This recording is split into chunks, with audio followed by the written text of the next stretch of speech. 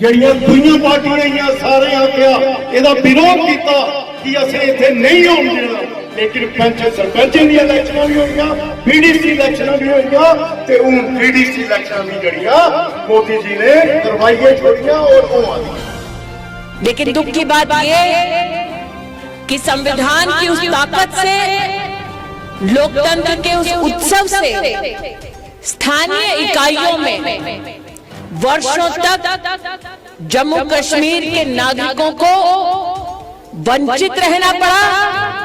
वर्षों तक जम्मू कश्मीर के नागरिकों ने उत्साह दिखाया, लेकिन पोलिंग बूथ से उनको स्थानीय निकाय के चुनावों में दूर रखने का दुस्साहस कुछ राजनीतिक दलों ने किया।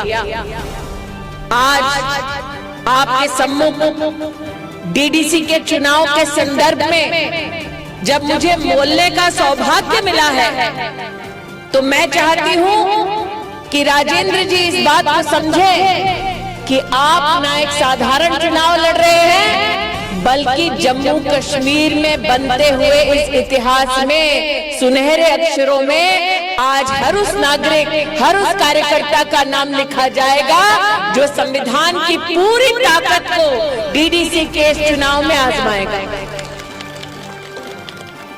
ये कल्पना है हिंदुस्तान में कि स्थानीय निकाय के चुनाव के माध्यम से आप जिस प्रतिनिधि को चुनते हैं, वो प्रतिनिधि आपके दिनचर्या को और भी साधारणता समाधान के माध्यम से आपके जीवन को बेहतर करे। वर्षों से जम्मू कश्मीर की जनता के लिए भारत की तिजोरी से जो पैसा निकलता, पूर्ण रूप से वो स्थानीय स्तर पर विकास के कामों में लगाया नहीं जाता। नरेंद्र मोदी जब देश के प्रधान सेवक बने तो उनका पहला संकल्प ये रहा कि स्थानीय निकाय के चुनाव के माध्यम से लोकतांत्रिक हमारे ये जनप्रतिनिधि जनता की आवाज को न सिर्फ बुलंद करेंगे, जनता की रोजमर्रा की तकलीफों को दूर हटाने में अपनी ओर से योगदान देंगे। मोदी जी का यह संकल्प जम्मू कश्मीर में फलीभूत अब तब हो रहा है जब देश की संसद ने धारा 370 को आप सबके आशीर्वाद से हटाया। मोदी जी का यह संकल्प कि आप तक लोकतांत्रिक शक्तियां पहुंचे और आपके अपने घर, आपके अपने गांव, आपकी अपनी गली में आपकी सेवा हो पाए, ये संकल्प तब संभव हो पाया है जब आपने 2014 में और 2019 में पोलिंग बूथ पर जाकर कमल का बटन दबाया है। जब संसद में भारतीय जनता पार्टी ने पहल की, तब वो राजनीतिक दल जो आजकल हिंदुस्तान भर में गुप्तकर गैंग के नाम से जाने जाते हैं, उन राजनीतिक पार्टियों ने उठकर भारत की संसद में ये प्रश्न खड़ा किया कि क्या हिंदुस्तान के संविधान में, क्या हिंदुस्तान की संसद में इतनी ताकत है कि वो जम्मू कश्मीर के साथ पूर्ण न्याय करके धारा 370 को हटा सके।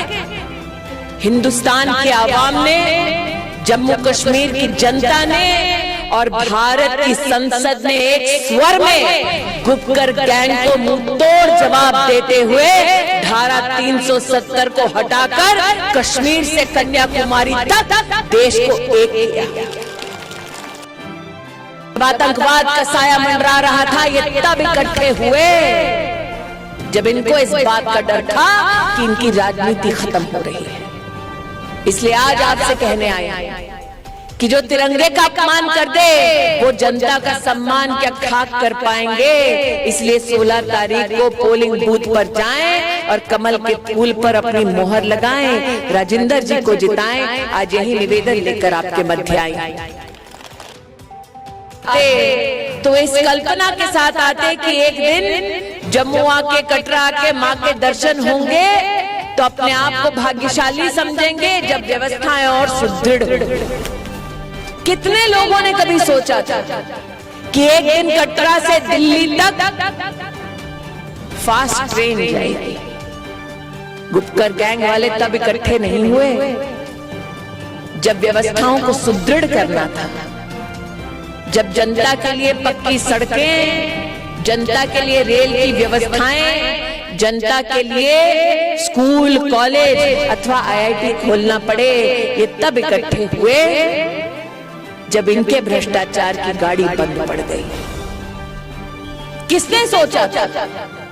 आज भी ग्रामीण अंचल में जाकर लोगों से कहे पुरानी बातें याद करें तो लोग आपको बतलाएंगे कि एक वक्त ऐसा देखा जम्मू कश्मीर की जनता ने घर में अगर कोई गंभीर रूप से बीमार पड़ जाए तो वहां के आसपास के नेताओं के चक्कर काटे जाते थे, उनसे कहा जाता था बन पाए तो दिल्ली में एम्स में भर्ती करा।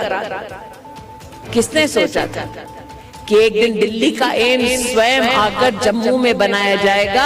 ये संभव तब हुआ जब आप पोलिंग बूथ पर गए, आपने नरेंद्र मोदी को आशीर्वाद दिया और कमल के निशान पर आपने मोहर लगाई। इसलिए आज आपसे कहने आए हैं, डीडीसी का ये चुनाव एक ऐतिहासिक चुनाव है। इस इतिहास में विकास के लिए अपना वोट दें। 16 तारीख को पोलिंग बूथ पर जाएं, कमल के फूल पर अपनी मोहर लगाएं और राजेंद्र जी को अपना सेवक बनाएं।